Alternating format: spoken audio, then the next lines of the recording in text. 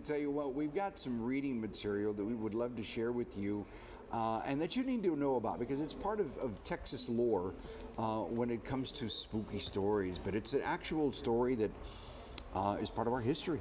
I don't know if any of you at home have heard this, but I know I have. My grandmother used to tell me the story. The legend of Chipita Rodriguez.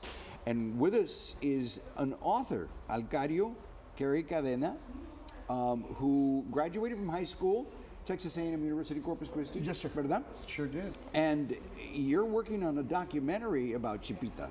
That's correct. Give us kind of a summation of who this Chipita was. Chipita Rodriguez was an older woman, 63 years old, that was accused of murder, the murder of John Savage, a traveling salesman who sold horses purchased from Mexico and sold to the Confederacy. That was his job. Well, he was traveling through, and Chipita Rodriguez, she made a living by having an inn at her home. So you could stay there and she'd feed you. That's the way she made a living. And John Savage stayed there the night before he was found in the river dead. Well, they came back and they asked Chipita, because Chipita was, everybody knew she had an inn. And so they asked her if he stayed there, and she said yes. So she took the blame for his murder, her and her son. The son got 5 years in Huntsville. It was opened in 1863 during the Civil War, right. And she got the death penalty by the judge that was the former first mayor of Corpus Christi, Judge Neal.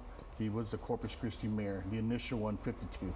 So when did you first hear about Chipita's story and why the interest? It's a very good question. In 1989, I wrote an editorial that got published in a national magazine. And a couple of weeks after the magazine came out, I received a letter from Austin.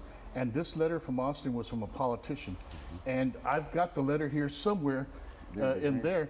And the letter is basically saying, I liked your story.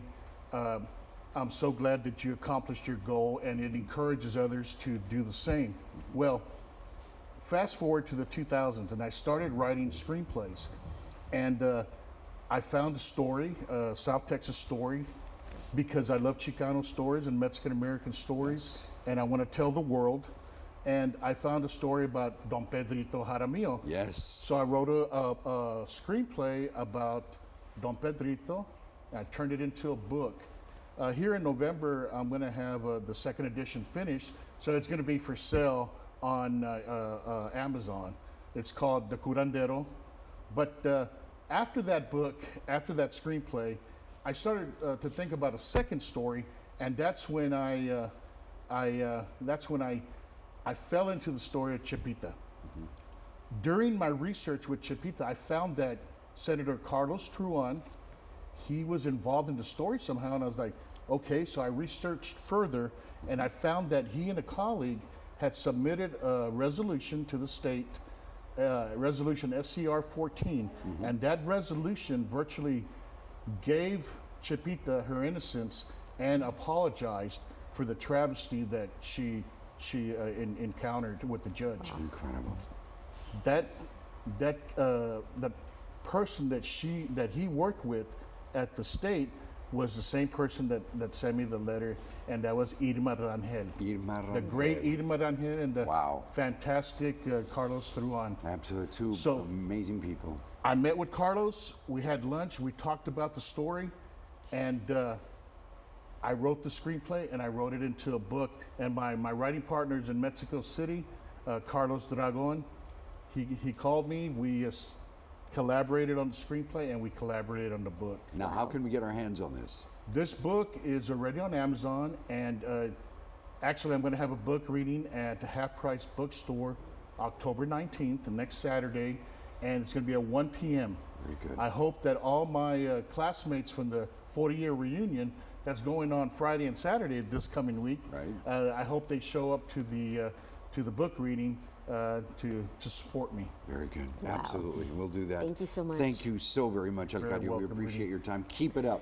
Do not stop. Absolutely. There's much Thank more you. history out there for Thank us. you, Rudy. I Te appreciate agradecemos. it. And Thank come you back so to much. Domingo Live. Thank you, Barbara. And bring your next book over with us. Thank you. I sure will. Of course. Absolutely.